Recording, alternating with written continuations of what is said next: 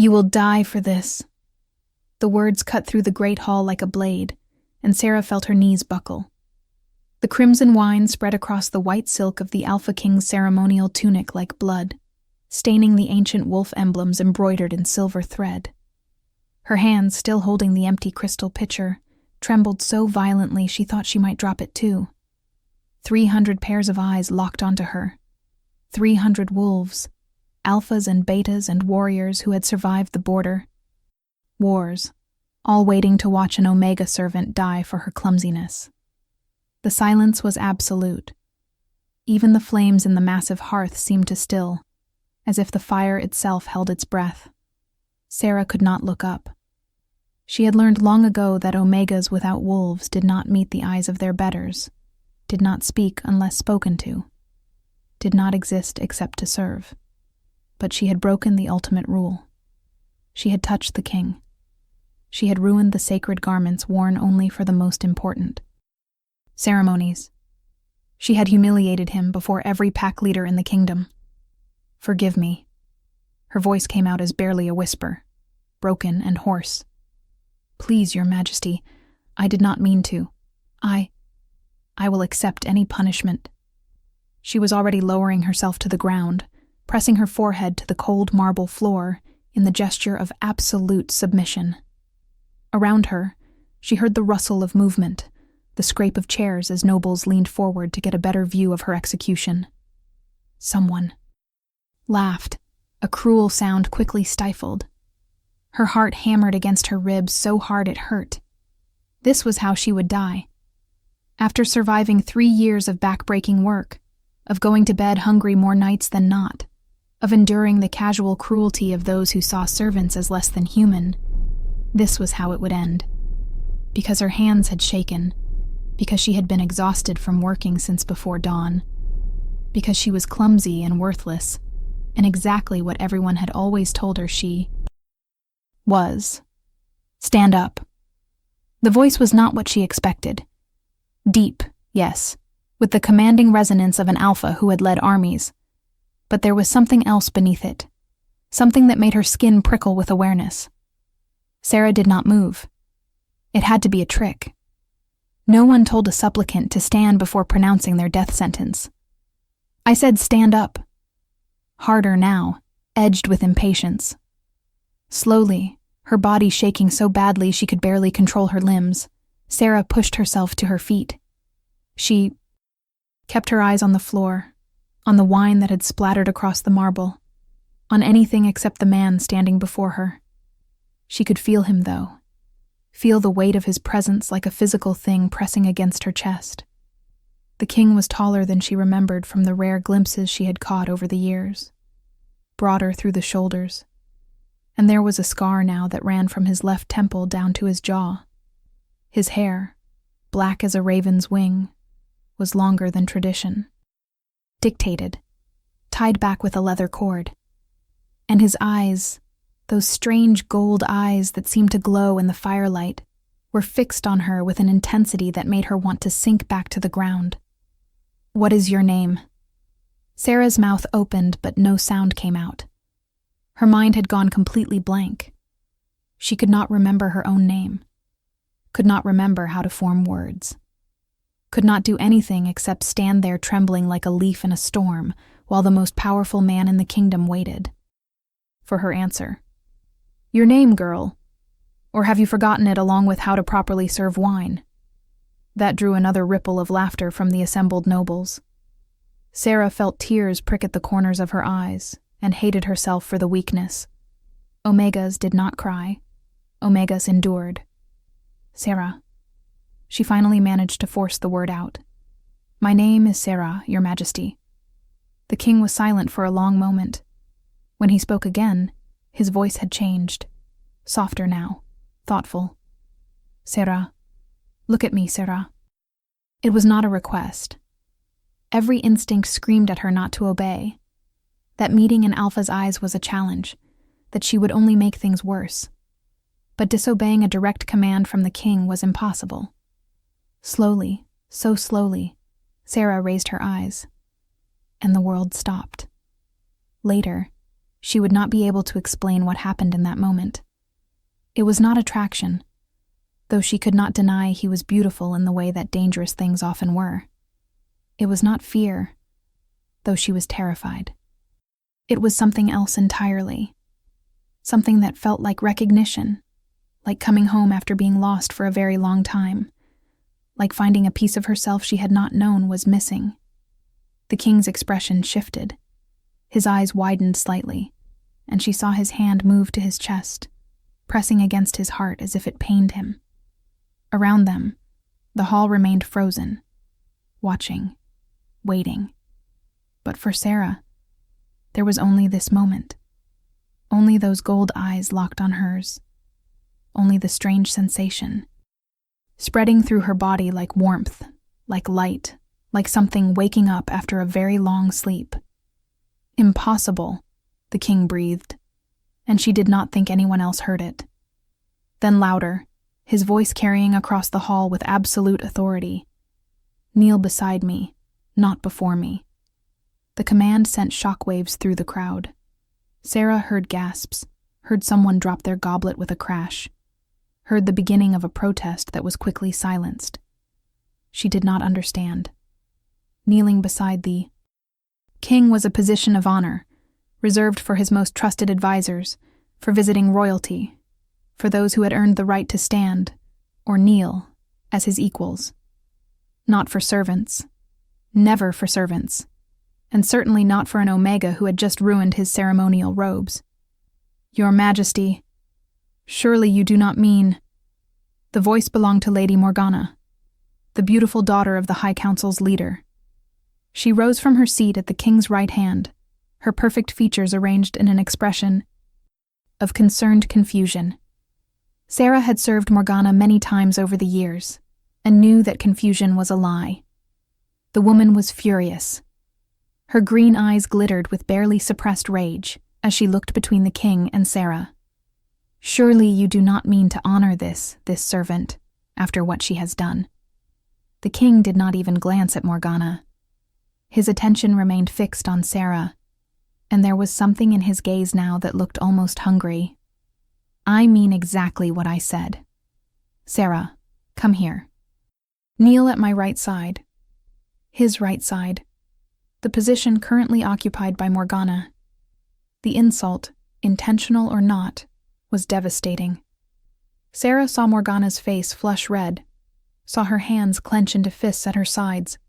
Every survival instinct Sarah possessed screamed at her to refuse, to apologize again, to beg for mercy and run from this hall before she found herself caught in a game she could not possibly win. But the king had given her a direct order, and something in her, some part she did not recognize, wanted to obey, wanted to cross that distance and take her place at his side, wanted to understand why this man, this stranger who should mean nothing to her, felt like everything. She took one step forward, then another. Her legs still shook, but she forced them to move, forced herself to walk across the space that separated the servants' area from the high table where the nobles sat in their silk and jewels. She could feel hundreds of eyes tracking her progress, could hear the whispers starting up like a swarm of angry bees. She did not look at any of them. She looked only at the king, at those gold eyes that seemed to see straight through her, and she walked until she stood beside his chair. Morgana had not moved. She stood rigid, her expression now carefully blank, but Sarah could see the violence simmering beneath the surface. For a long moment, the two women faced each other. Sarah in her plain gray servant's dress, worn thin from too many washings, her dark hair escaping from its braid, her hands still red from scrubbing floors. Morgana in emerald silk, that probably cost more than Sarah would earn in a lifetime. Her blonde hair arranged in elaborate curls, woven through with gold thread. Her skin perfumed and perfect. There was no contest. There could be no contest. And yet, move, the king said quietly, and though the word was soft, it carried absolute command. Morgana's control finally cracked. Your Majesty, I do not understand. This girl is nobody. She is a servant, an omega. She does not even have a wolf. You cannot possibly mean to place her in a position of honor. The council will never accept it. Your people will never accept it." The king finally looked at Morgana, and Sarah saw the woman actually take a step back from whatever she saw in his face. "I am the king," he said, and each word fell like a hammer blow. "I do not ask for acceptance. I command obedience. Now move, Morgana, or I will have the guards move you." For a moment, Sarah thought Morgana would refuse, thought she would force the issue and create a scene that could never be taken back. But whatever else she might be, Morgana was not stupid. With a smile that was all sharp edges and poison, she inclined her head in a mockery of a bow and stepped aside. "Of course, Your Majesty. Forgive my concern. I only want what is best for you." The king did not respond. He simply gestured to the spot Morgana had vacated, and Sarah, moving as if in a dream, stepped forward and slowly lowered herself to her knees at his right side. The position placed her slightly behind and to the right of his chair, close enough that if he moved his hand it would brush against her shoulder, close enough that she could smell the scent that clung to him. Pine and smoke and something wild that made her dizzy. Up close, she could see details she had missed before. The scar was not the only mark the war had left on him. There were others.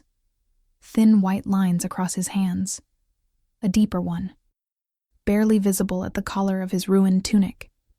His hands were large, calloused from weapons training, and there was a ring on his right hand bearing the wolf seal of the royal house. He was, she realized with a start, probably only a few years older than her own 23 years, though he carried himself with the weight of someone who had lived several lifetimes. "Bring me new wine," the king said, not to Sarah but to another servant who had been hovering near the kitchen entrance. The man scurried forward with a fresh pitcher and a new goblet, both of which he placed on the table with shaking hands before fleeing back to safety. The king poured himself a measure of dark red wine, took a sip, then set the goblet down and turned his attention back to the assembled nobles. "I apologize for the interruption. Please, continue with the feast. We have much to celebrate tonight. The war is over. The border packs have been brought to heel, and I have returned home." His voice was light, casual even, as if nothing unusual had just happened, as if he had not just upended every rule of protocol and tradition by placing a servant at his side. Slowly, uncertainly, the nobles resumed their conversations. Servants began moving again, bringing out new courses, refilling goblets. But the tension in the room remained thick enough to choke on, and Sarah could feel every eye in the hall flicking toward her when they thought she would not notice.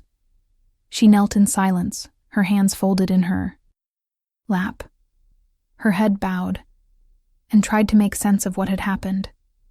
Tried to understand why the king had spared her, why he had not just spared her, but honored her.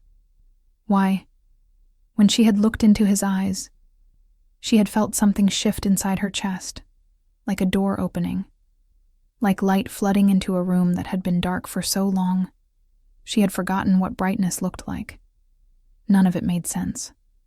And yet, kneeling here beside him, she felt safer than she had in years. Felt, for the first time since she could remember, like maybe she was not completely alone in the world. The king did not speak to her again during the meal. He ate sparingly, engaged in brief conversations with the various pack leaders who approached to pay their respects, and otherwise sat in silence. But twice, Sarah felt his hand brush against her shoulder. The first time might have been an accident. The second was deliberate. His fingers lingered for just a moment, warm through the thin fabric of her dress. And she felt that strange sensation again. That warmth spreading through her body like sunlight, like recognition, like coming home. If you are enjoying this story, do not forget to leave a like and subscribe to the channel for more emotional stories like this one. When the feast finally ended, when the nobles began filtering out of the great hall to retire to their chambers or continue their celebrations in the gardens, The king stood. Sarah immediately began to rise as well, unsure of what was expected of her, but his hand came down on her shoulder, holding her in place. "Stay," he said quietly. "I would speak with you." Terror, and something else, something that felt dangerously like anticipation, flooded through her in equal measure. The hall emptied quickly. Servants cleared tables with practiced efficiency, and within minutes, Sarah and the king were alone except for the guards stationed at the doors. He moved to stand in front of her, and she found herself looking up at him, at the way the firelight cast shadows across his scarred face, at the intensity in those gold eyes that had not dimmed. "Do you know why I spared you?" His voice was low, meant only for her ears. Sarah shook her head mutely. How could she know? How could she possibly understand the decisions of a king? "Because I felt it," he continued. And now there was something raw in his voice, something almost vulnerable. "The moment you looked at me, I felt it. The bond. The connection that should not be possible. Between a king and a servant, between an alpha and an omega without a wolf. But it is there. I know you feel it too. I saw it in your eyes." Sarah's breath caught. She wanted to deny it, wanted to tell him he was mistaken, that she was nobody, that she could not possibly be what he seemed to think she was. But the words would not come, because he was right. She had felt it, was still feeling it. This pull toward him that made no sense but felt more real than anything else in her life. "I do not have a wolf, Your Majesty," she whispered. I am nothing. There must be some mistake." The king crouched down so they were at eye level, and the movement brought him so close she could feel the heat radiating from his body. "There is no mistake. I have waited 28 years to find my mate, Sarah. 28 years of watching others find their bonds while I remained alone. I know what this feeling means, and I know that you are far more than you believe yourself to be." He reached out slowly, giving her time to pull away if she wanted, and brushed a strand of dark hair back from her face. His fingers were gentle, at odds with the warrior's calluses and scars. "I do not know why you do not have a wolf. I do not know why you were working as a servant in my own palace while carrying the scent of my mate, but I intend to find out, and until I do, you will stay close to me. You will be under my protection. Do you understand?" Sarah nodded, though she understood. Nothing. This was impossible. Mates were chosen by the moon goddess, bonds formed between wolves that recognized each other on a level deeper than conscious thought.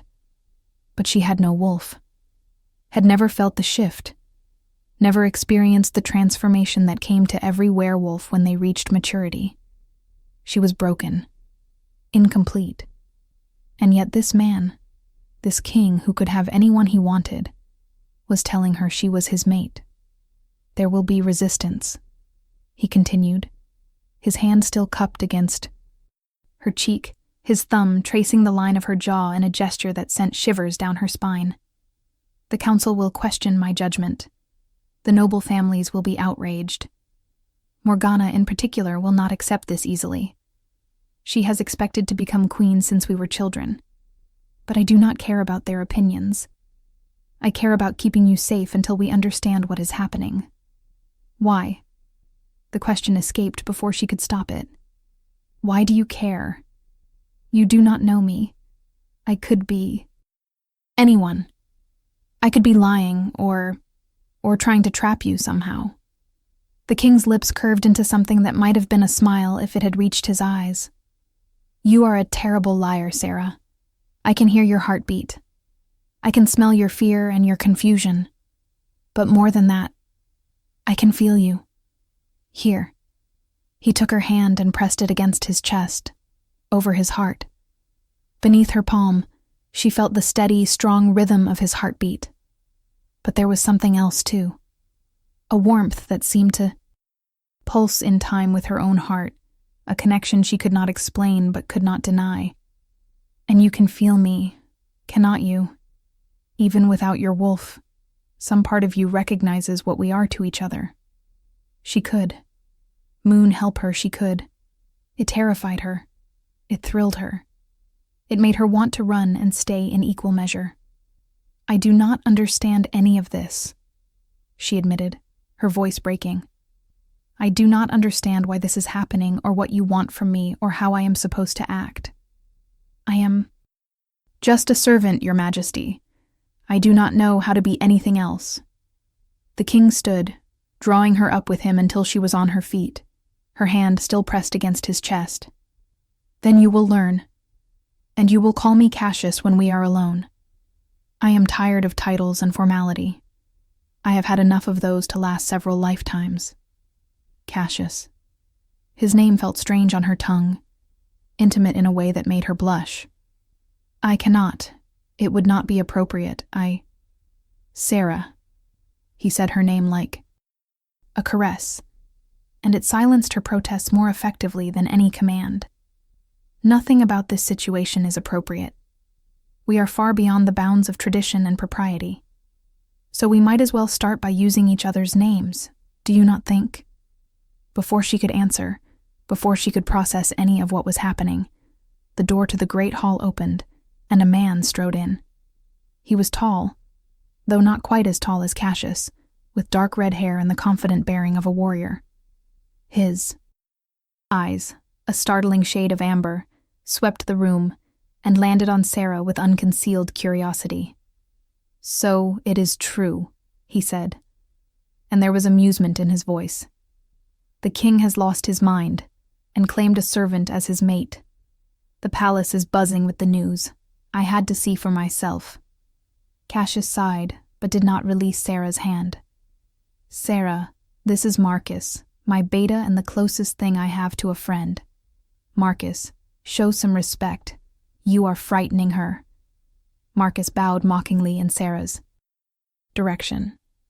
"Forgiveness, my lady. I meant no offense. I am merely surprised. We have searched the kingdom for the king's mate for years. Who would have thought she was right here, serving wine in the great hall? That is precisely what I intend to find out," Cassius said, and his tone had turned serious. "Sarah, Marcus is going to escort you to new chambers. You will not be returning to the servants' quarters. You will stay in the guest wing, in rooms appropriate for someone of your new status." New status. The word sent a jolt of panic through her. "What new status? Your Majesty? I mean, Cassius? I have not agreed to anything. I do not even know what you are asking of me." He turned back to her, and the intensity in his gaze made her breath catch. "I am asking you to give me time. Time to understand this bond. Time to prove to you that what we feel is real. And time to figure out why you were hidden away, serving in my palace when you should have been." He trailed off, shaking his head. "We will talk more tomorrow. Tonight, you need rest. You look exhausted." She was exhausted. Bone-deep, soul-crushing exhaustion that came from years of barely surviving.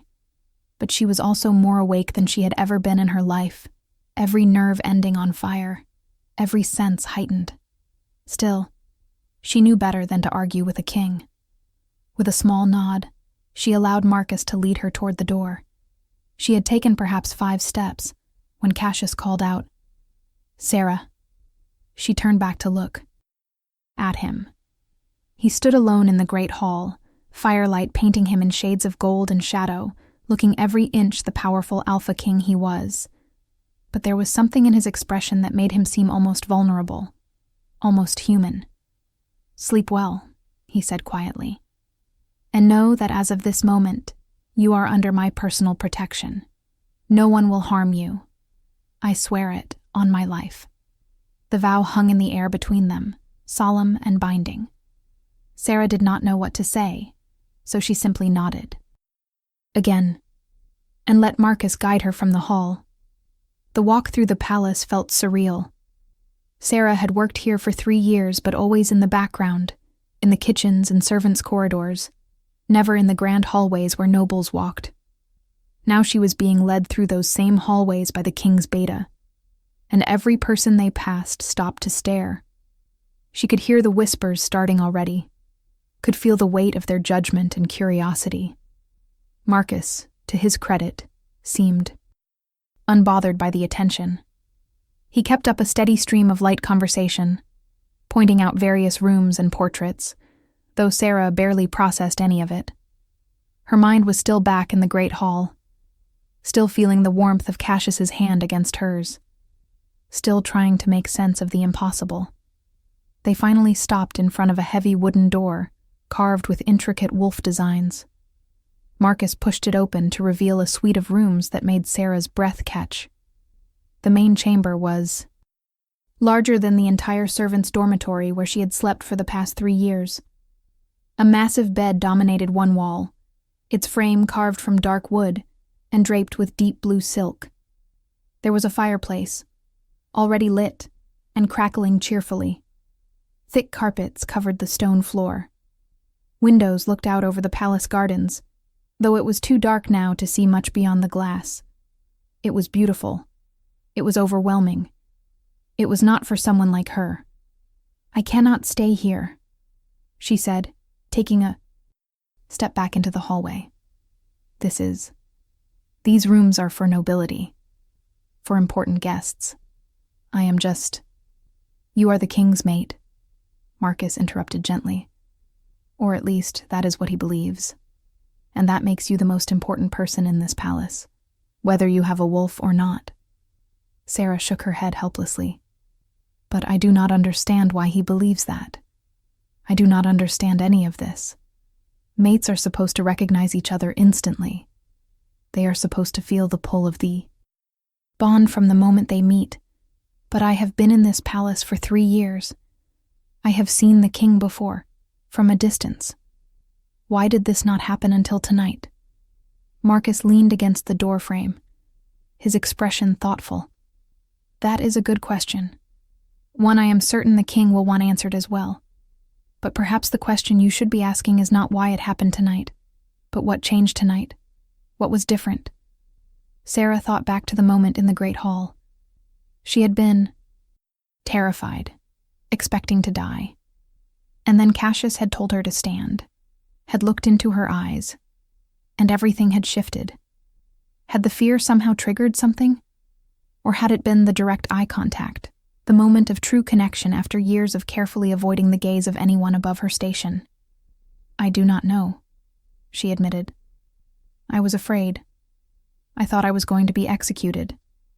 And then he looked at me, and I looked at him, and it was like something woke up inside me. But I still do not have a wolf. I still cannot shift. So how can I be anyone's mate, let alone a king's?" Marcus was quiet for a moment, studying her with those strange amber eyes. "You know, there are old stories, legends from before the great packs were formed, about wolves whose power was so great it could not manifest until they were ready, about alphas and omegas born without their wolves, who only shifted when they found their true purpose. I always thought they were just stories. But now," he gestured to her, "now I am not so sure." The word sent a chill down Sarah's spine. She wanted to dismiss them, to cling to the certainty that she was nothing special, just a broken omega who had somehow gotten caught up in something she did not understand. But the warmth still pulsing in her chest, the connection she could still feel to Cassius, even though he was no longer in sight, suggested otherwise. "Get some rest," Marcus said, pushing himself away from the doorframe. "There will be guards outside your door at all times. Not to keep you prisoner," he added quickly, seeing her expression, "but to keep you safe. The king was not exaggerating when he said there would be resistance to this. Morgana alone is dangerous enough, but there are others who will see you as a threat. Until we understand what is happening, we need to be cautious." He left before she could ask what he meant by that.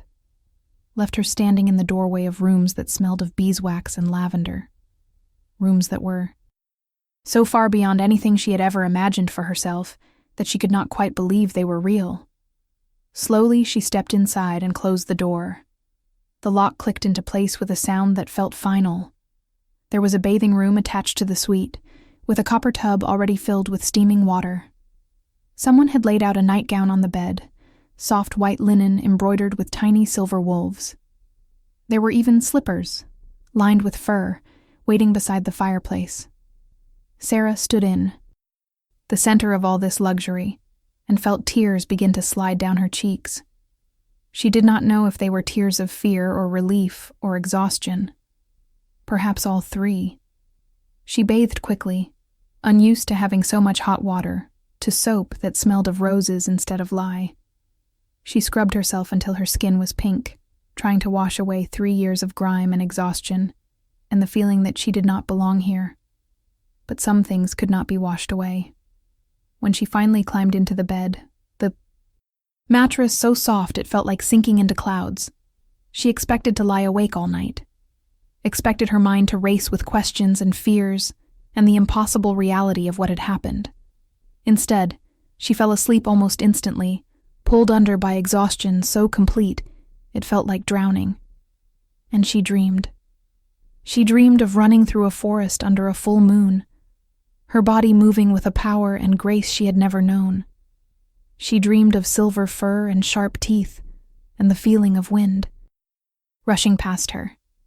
She dreamed of a voice, ancient and vast, speaking words she could not quite understand but felt in her bones. And she dreamed of gold eyes watching her from the shadows, of a presence that felt like safety and danger and everything in between. She woke to sunlight streaming through the windows and someone knocking on her door.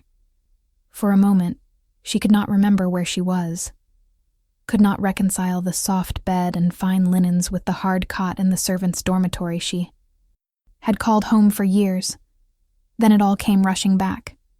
The spilled wine, the king's command, the impossible bond. The voice called out again, female and impatient. "Miss Sarah? Are you awake? The king has sent me to attend to you." Sarah climbed out of bed, still wearing the borrowed nightgown, and opened the door. A young woman stood in the hallway, perhaps a few years older than Sarah, with copper-colored hair and sharp green eyes. She was dressed in the clothes of a lady's maid, fine but practical, and she carried an armload of what looked like dresses. "Finally," the woman said, pushing past Sarah into the room without waiting for an invitation. "I am Lyra. I have been assigned as your personal maid. The king wants you presentable for breakfast. We have an hour, which is not nearly enough time given what I have to work with, but I will do my best. What do you think will happen next? Leave your predictions in the comments below." Sarah bristled at the implied insult, but said, "Nothing." She had spent 3 years learning to swallow her pride, to accept the casual cruelty of those who considered themselves her betters. Lyra bustled around the room, laying out dresses on the bed, muttering to herself about hair and cosmetics, and the impossibility of making silk from rough wool. "These are from the king's own funds," she said, gesturing to the dresses. "He had them brought from the treasury this morning. They belong to his mother, the late queen. He says they should fit you with minor alterations." The late queen. Sarah stared at the dresses, beautiful things in shades of deep blue and silver and forest green, and felt her stomach twist. "I cannot wear the queen's dresses. That is not appropriate." Lyra paused in her organizing and looked at Sarah with something that might have been pity. "Girl, if you are truly the king's mate, you are going to be the next queen. You had better get used to wearing appropriate clothes. The next queen." The words hit Sarah like a physical blow. In all the chaos and confusion of the previous night, she had not allowed herself to think that far ahead, had not considered what claiming her as his mate would actually mean for Cassius, for the kingdom, for her. "I cannot be queen," she said, hearing the panic rising in her voice. "I do not know how to be queen. I do not know anything about ruling or politics, or any of the things queens are supposed to know. I cannot even read very well. How am I supposed to—" "One step at a time," Lyra interrupted, her voice surprisingly gentle. "Right now, you just need to get dressed and get through breakfast. Worry about the rest later. But Sarah could not stop worrying, could not stop her mind from racing through all the ways this could go wrong. As Lyra helped her into one of the dresses, a beautiful gown of midnight blue silk that fit perfectly despite being decades old, as she sat still while Lyra worked her hair into an elaborate braid woven through with silver ribbons, Sarah felt like she was putting on a costume, playing dress-up in someone else's life. When Lyra finally stepped back to examine her work, she nodded with satisfaction. "You will do. The king is waiting for you in his private dining room. I will show you the way." The walk through the palace was even more uncomfortable in daylight. More people were about, nobles and servants alike, and every single one of them stopped to stare as Sarah passed. She heard whispers everywhere, felt the weight of their gazes like physical touches.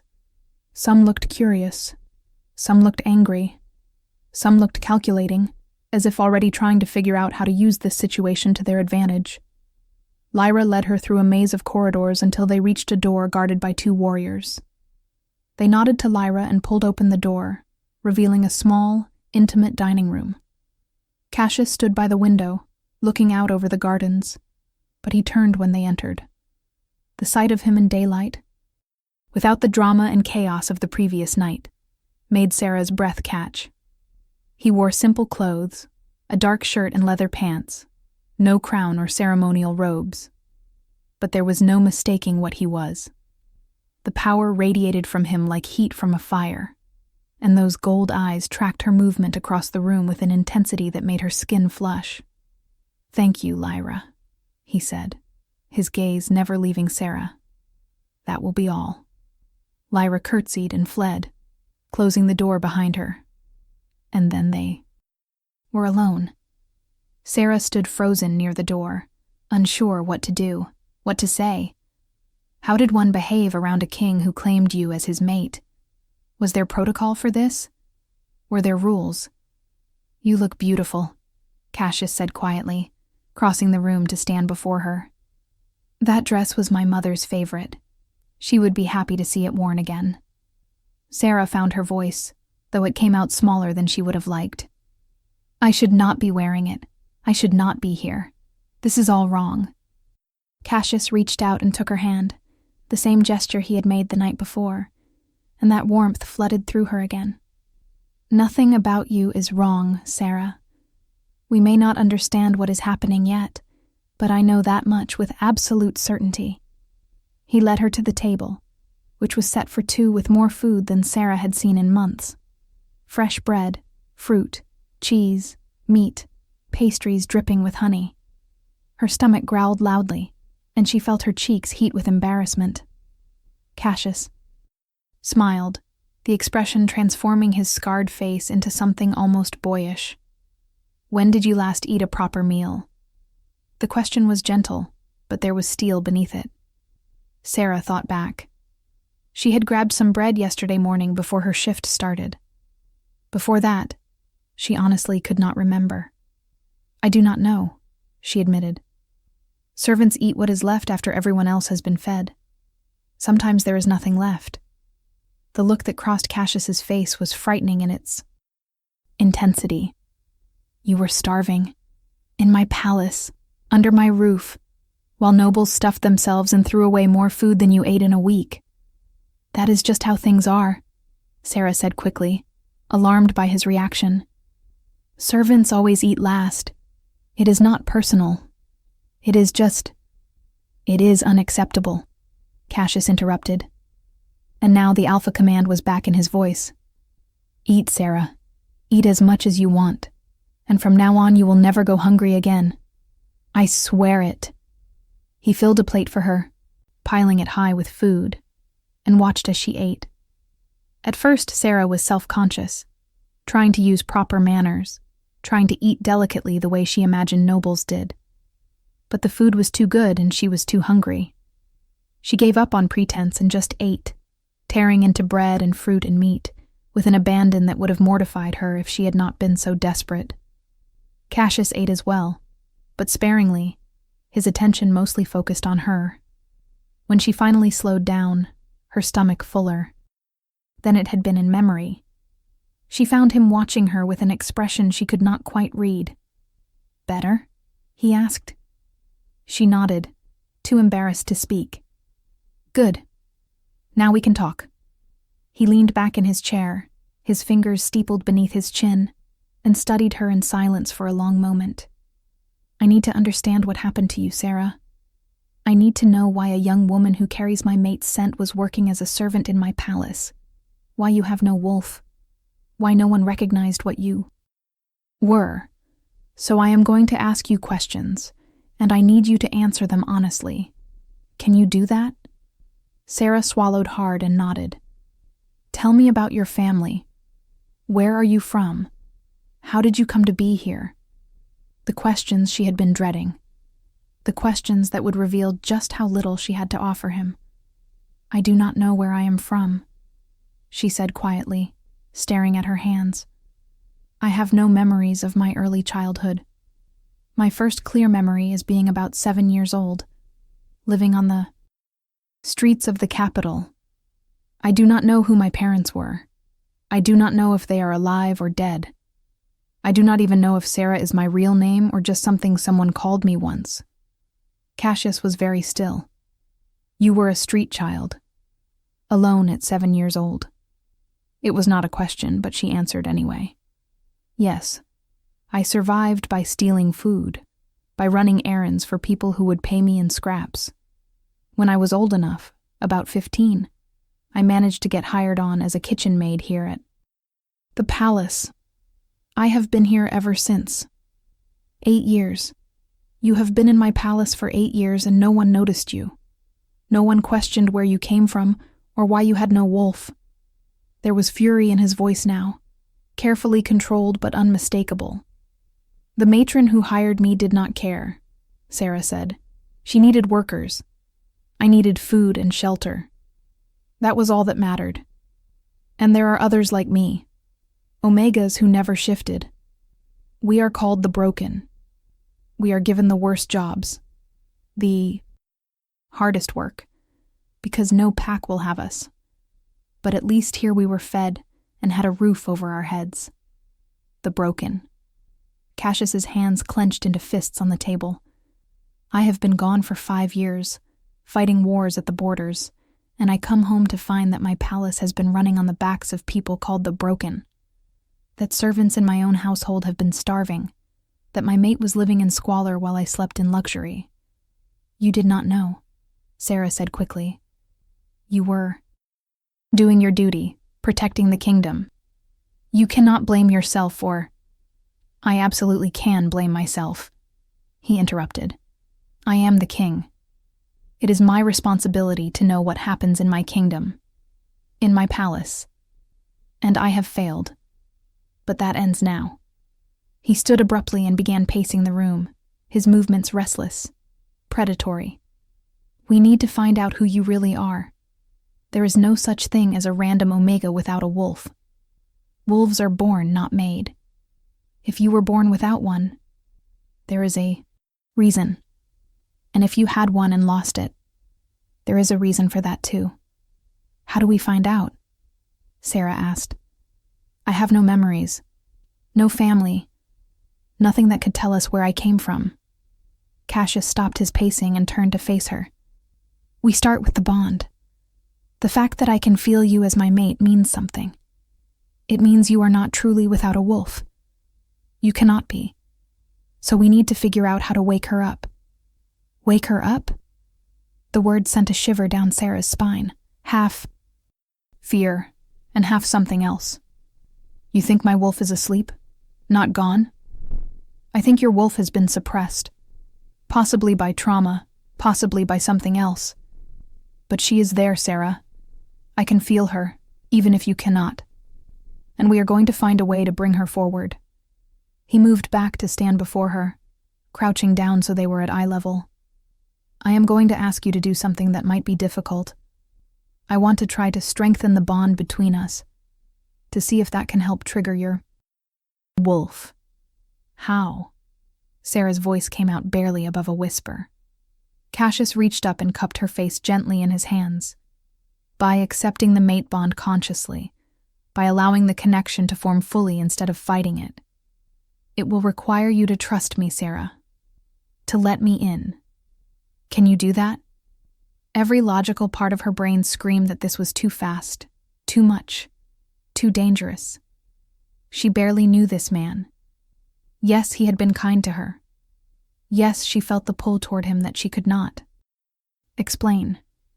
But to consciously accept a mate bond, to tie herself to him in a way that could not be undone, was terrifying. And yet, looking into those gold eyes, feeling the warmth of his hands against her skin, sensing the sincerity of his intentions, even without understanding how she knew, Sarah found herself nodding.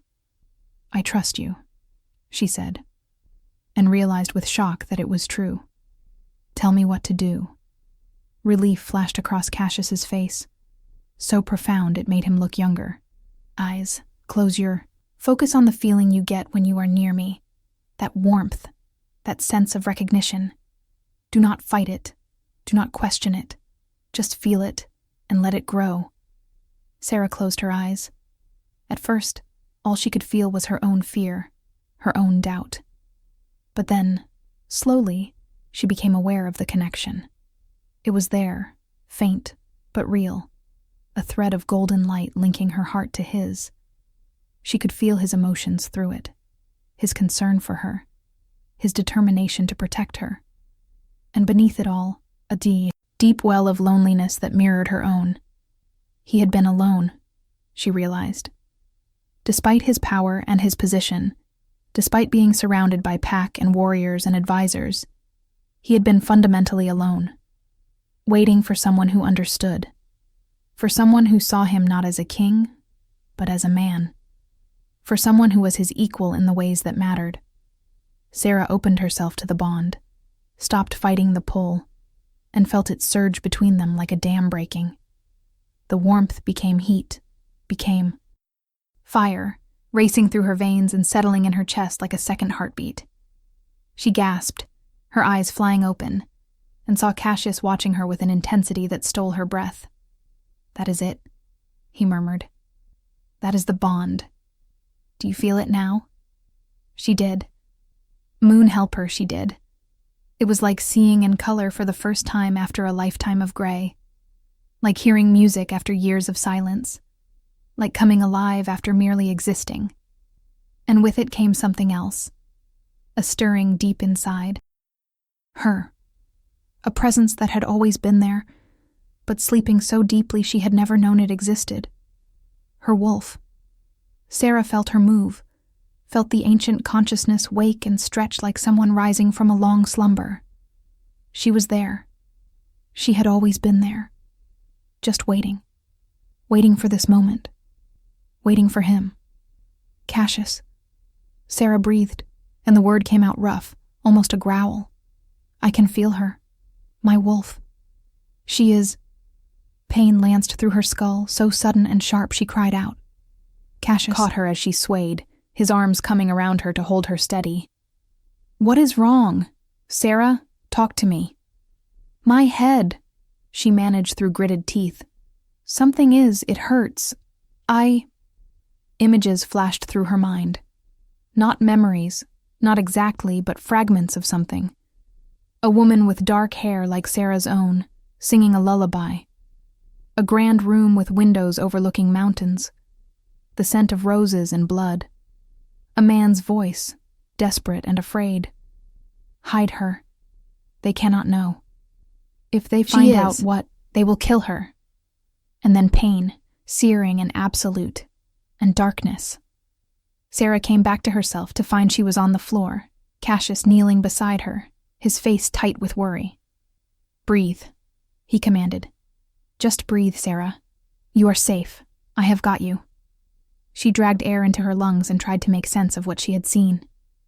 "There was someone," she said shakily. "A woman. And a man's voice. He said to hide me. He said they would kill me if they found out what I was." "Cassius." "What does that mean? What am I?" Cassius's expression had gone cold, dangerous. "It means someone hurt you. Someone took your memories and suppressed your wolf to hide you. And when I find out who, they will wish they had never been born." He helped her to her feet and over to a couch by the fireplace. "Sit. I am going to summon the palace healer and the keeper of records. If someone went to that much trouble to hide you, there will be a trail. We just need to know where to look. If you want to see how this story ends, make sure you are subscribed with notifications on." The healer arrived first, an elderly woman named Thera with silver hair and keen gray eyes.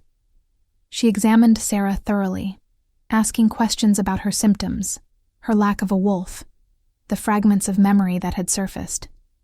When she finished, she sat back and looked at Cassius with an expression of deep concern. "Your Majesty, what you are describing sounds like a suppression binding. A very old, very powerful form of magic that can lock away a wolf and seal memories. It is forbidden magic, outlawed for centuries. The only reason to use such a binding would be to hide someone's true identity. Can it be broken?" Cassius demanded. Thera hesitated. "Possibly, but it would be dangerous. The binding has been in place for many years, likely since she was a child. Breaking it suddenly could cause significant trauma. It would need to be done carefully, with preparation." "Then we prepare," Cassius said flatly. "I want her free of this binding. I want her whole." Thera nodded slowly. "I will need time to research the proper techniques, and I will need something that belonged to whoever cast the original binding. A blood connection would be best." "We will find it," Cassius promised. He turned to Sarah, who had been sitting in stunned silence through this entire exchange. "You were right to be afraid. Someone did something terrible to you. But I swear to you, we will fix it. We will find out who you really are, and we will make sure no one can hurt you ever again." Before Sarah could respond, the door burst open, and Marcus rushed in, his face grim. "Cassius, we have a problem. The High Council has called an emergency session. They are demanding an audience with you immediately. Morgana's father is leading the charge." Cassius's jaw tightened. "Let me guess. They want to discuss my choice of mate. Among other things, they are calling it a disgrace, a mockery of tradition. Some are even suggesting you have been enchanted or poisoned into making irrational decisions." Marcus glanced at Sarah apologetically. "They want her removed from the palace, preferably tonight." "That is not going to happen," Cassius said, and the alpha command in his voice made even Marcus take a step back. "Sarah is my mate. She stays here under my protection. The council can accept that, or they can find themselves replaced. Cassius, they have the support of most of the noble houses. If you push too hard, you risk civil unrest." "Then let there be unrest," Cassius snarled. "I have spent 5 years fighting to protect this kingdom. I have bled for these people, and now they presume to tell me who I can and cannot claim as my mate? I think not." Sarah found her voice, though it shook. "Maybe you should listen to them. Maybe this is too much, too fast. I do not want to be the reason for conflict in your kingdom." Cassius turned to her, and the look in his eyes made her breath catch. "You are not the reason. Their prejudice is the reason. Their outdated traditions and rigid hierarchies are the reason. I am the king, and I have the right to choose my mate. You are not negotiable, Sarah. Not now. Not ever." The declaration should have made her feel trapped, should have made her want to run. But instead, it filled her with a warmth that had nothing to do with the mate bond. For the first time in her life, someone was fighting for her. Someone was choosing her. Not because she was useful or convenient, but because she was wanted, because she was valued, because she was enough exactly as she was. "Then I will stand with you," she said quietly. "Whatever comes, I will face it at your side." Cassius crossed the room in 3 strides and pulled her into his arms. The embrace was fierce, protective, and Sarah felt that bond between them pulse with approval. Together, he murmured into her hair. "We will face it together." But even as he held her, even as she allowed herself to sink into the safety of his arms, Sarah could not shake the feeling that this was only the beginning. That whatever had been done to her, whatever secrets lay locked in her missing memories, was about to come crashing into their lives with devastating force. And she was not sure either of them was ready for what they would find. The High Council meeting was held in the throne room, a massive chamber designed to intimidate. Sarah stood at Cassius's side, dressed in another of the late queen's gowns, this one a deep silver that seemed to shimmer in the light. Cassius had insisted she accompany him, had refused to face the council without her. So here she was, standing before what looked like every important noble in the kingdom, feeling their hatred and judgment like physical blows. The High Council consisted of 12 members, representatives from the most powerful pacts and territories. At their head sat Lord Aldrich, Morgana's father, a man with iron-gray hair and cold blue eyes that swept over Sarah with undisguised contempt. "Your Majesty," Aldrich began, his voice dripping with false respect, "we have called this session to discuss the matter of your recent, shall we say, announcement regarding your choice of mate." Cassius sat on his throne, every inch the king, his expression carved from stone. "There is nothing to discuss. I have found my mate. The matter is settled." "Settled?" Another council member, a woman named Lady Bria, leaned forward. "Your Majesty, with respect, the girl is nobody. She has no family, no pack, no wolf. She cannot possibly be your true mate. Surely you have been deceived somehow." "I have been deceived by no one," Cassius said coldly. "The mate bond is not something that can be faked or manufactured. What I feel for Sarah is real, given by the moon goddess herself. To deny it would be to deny the will of the goddess." "The goddess does not make mistakes," Aldrich interjected smoothly. "But perhaps there has been some confusion. Lady Morgana has alpha blood, has trained her entire life to be queen, and would make an excellent mate. Perhaps if you gave her a chance, you would feel the same connection you claim to feel with this servant." Sarah felt Cassius tense beside her. "I claim nothing. I state fact, and I am not interested in giving anyone else a chance. I have found my mate. This discussion is over." "It most certainly is not over," Aldrich snapped, his facade of respect cracking. "You cannot expect us to accept a servant as our queen. A woman with no lineage, no training, no wolf. She would be a laughingstock. The kingdom would be weakened by such a choice." "Then perhaps it is time for a new kind of strength," Cassius replied. "One not based solely on bloodlines and traditions that have grown corrupt." The words sent a ripple of shock through the assembled nobles. Several began talking at once, their voices rising in protest. Sarah stood frozen, overwhelmed by the vitriol being directed at her, at Cassius, at the very idea of them. Together. Then Morgana herself rose from her seat near the front. She was stunning as always, dressed in emerald silk that matched her eyes, her golden hair arranged in an elaborate crown of braids. When she spoke, her voice was soft, reasonable, the voice of someone trying to help a friend who had lost their way. "Cassius, please. We grew up together. I have known you since we were children.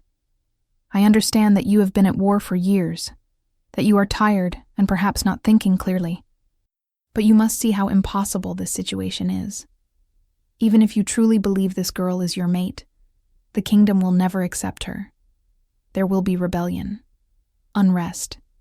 You will spend your entire reign fighting to justify a choice that benefits no one."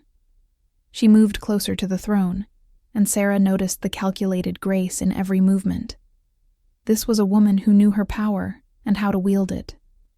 "But it is not too late. Send her away. Give her enough gold to start a new life somewhere far from here. And then choose a queen who can actually help you rule. Choose someone the people will respect. Choose me." The offer hung in the air, tempting in its practicality. Sarah could see several council members nodding in agreement, could see the trap Morgana had laid. If Cassius refused, he would look stubborn and irrational. If he accepted, he would lose Sarah, but gain political stability. It was a no-win situation. Unless... Sarah took a deep breath and stepped forward. She had been silent. Throughout this entire ordeal, had allowed others to speak for her, about her, without defending herself. But she was done being invisible. Done being dismissed. "You are wrong," she said, and her voice rang clear through the throne room. Every eye turned to her. "You are wrong about what the kingdom needs. You are wrong about what makes someone worthy. And you are wrong about me." Morgana's eyes narrowed dangerously. "Excuse me? I may not have been raised as a noble," Sarah continued, feeling strength flow into her from that bond with Cassius, from that sleeping wolf beginning to wake inside her. "I may not know all your rules and traditions and political games, but I know what it is like to suffer. I know what it is like to go hungry while others feast. I know what it is like to be invisible, to be dismissed, to be called broken simply because I am different. And I think that makes me more qualified to understand the people of this kingdom than any of you." Shocked silence greeted her words.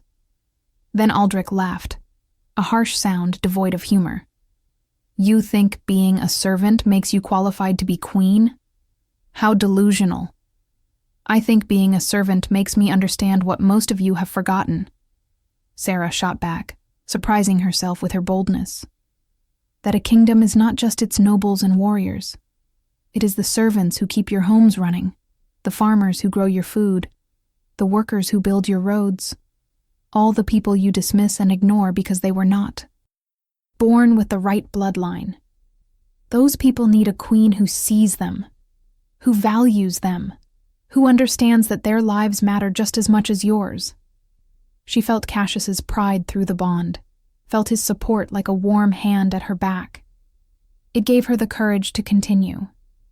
"So yes, maybe I am not what you expected. Maybe I am not what you wanted. But I am what the goddess chose. And if that makes you uncomfortable, if that challenges your precious traditions, then perhaps those traditions needed to be challenged." The throne room erupted. Half the council members were on their feet shouting. Some looked outraged, some looked thoughtful. Lady Bria was actually smiling, and Morgana looked like she wanted to rip Sarah's throat out with her bare teeth. "Enough," Cassius roared, and the alpha command in his voice silenced everyone instantly. He stood, moving to place himself beside Sarah, his hand finding hers. "Sarah is right. This kingdom has become too focused on bloodlines and tradition at the expense of its people. I have seen it myself during the war. Villages suffering while nobles hoarded resources. Packs fighting amongst themselves instead of working together. A hierarchy that values birth over merit and silences anyone who questions the status quo. That ends now." He looked at each council member in turn, his gaze hard. "Sarah is my mate. She will be my queen. And if you cannot accept that, if you cannot see the value in what she brings, then you are welcome to. Step down from this council. I will not beg for your approval. I will not compromise on this. The choice is yours. Accept it and help me build a better kingdom. Or leave and make room for those who can." The ultimatum hung heavy in the air. For a long moment, no one moved. No one spoke. Then, Lady Bria stood. "I accept," she said clearly. "The goddess's will is not for us to question. If she has chosen an Omega without a wolf as your mate, then there must be a reason. I will support this union." One by one, other council members rose and declared their acceptance. Not all of them. Lord Aldrich remained seated, his face purple with rage. 3 others stayed with him, loyal to the old ways. But 8 of the 12 council members had chosen to support Cassius. It was enough. Barely, but enough. "This is not over." Aldrich hissed as he stood to leave. "You are making a mistake, boy. And when it all falls apart, do not come crying to me." He stormed from the throne room, his loyal followers trailing behind him. Morgana lingered for a moment, her eyes locked on Sarah with such hatred it was almost tangible. "You have no idea what you have started," she said softly. "No idea of the forces you are playing with. But you will learn. Oh, you will learn." Then she too was gone, sweeping from the room in a rustle of silk and fury. The remaining council members approached to offer their formal congratulations, though Sarah could see the reservation in many of their eyes. They would support Cassius's decision, but they were not happy about it. When the throne room finally emptied, Sarah felt her knees give out. Cassius caught her, sweeping her up into his arms as if she weighed nothing. "You were magnificent," he murmured into her hair. "Fierce and brave and perfect. I have never been more proud of anyone in my life." Sarah let her head rest against his chest, exhausted down to her bones. "I do not know where that came from. I was terrified. The best kind of courage is the kind that exists despite fear," Cassius said. He carried her from the throne room, ignoring the stares of passing servants and guards. "Where are we going?" Sarah asked. "Somewhere safe. Somewhere we can be alone without councils and politics and people who want to tear us apart." He took her to his private chambers, rooms Sarah had only ever seen from the doorway while delivering messages. They were surprisingly simple for a king's quarters. A large bed, yes, but worn and comfortable looking rather than ostentatious. Bookshelves lined one wall. A desk sat by the window, covered in maps and correspondence. It looked lived in. It looked like him. Cassius set her gently on the bed and sat beside her. For a moment, they simply looked at each other, the weight of everything that had happened settling over them. "This is real, is it not?" Sarah said softly. "This is actually happening. I am going to be queen." "If you want to be," Cassius replied. "I will not force you, Sarah. If this is too much, if you want to walk away, I will find a way to make it happen. I will not trap you in a life you do not want, mate bond or not." Sarah considered his words, considered the easy out he was offering. She could leave, could take whatever gold he provided and disappear into the anonymity of some distant city, could go back to being invisible and forgotten, safe but alone. Or she could stay, could face down the hatred and fear and politics, could fight for a place at his side, could become someone who mattered, not because of her birth, but because of her choices, could finally be seen. "I want to stay," she said firmly. "I want to be your queen. I want to help you change this kingdom. And I want to find out who I really am, who I was before someone took that from me." Relief and joy flashed across Cassius's face. He cupped her cheek gently, his thumb tracing her jawline. "Then we will face it all together. Every challenge, every danger, every moment of doubt. You and me, Sarah. Always." He leaned in slowly, giving her time to pull away, to refuse. But Sarah did not want to refuse. She wanted this, wanted him, wanted to seal the bond between them with more than just words. Their lips met softly at first, tentatively, like two people learning a new language. Then Cassius's hand slid into her hair, tilting her head back, and the kiss deepened. Sarah felt the bond flare between them, felt her wolf stir and push forward, felt power begin to wake in her veins. This was right. This was meant to be. Whatever else happened, whatever secrets and dangers lay ahead, this moment was truth. When they finally broke apart, both breathing hard, Cassius rested his forehead against hers. "I need to tell you something," he said quietly. "Something I have not told anyone. About why I spent 5 years at the border instead of returning home." Sarah waited, sensing the importance of what he was about to share. "I knew," he continued, "or I suspected at least, that my mate was here. Somewhere in the palace, I would catch glimpses of a scent, traces of something that called to me. But I could never find the source. Every time I tried to track it, it would disappear. I thought I was going mad. Thought perhaps the war had damaged me somehow. So I stayed away. Buried myself in battle and duty because it was easier than facing the possibility that I might never find you. Tears pricked at Sarah's eyes. I was here. I was right here the whole time. Hidden, Cassius said, anger creeping into his voice. Suppressed and bound and hidden away by someone who did not want us to find each other. But we did anyway. Despite everything, we found each other. And now, I am never letting you go.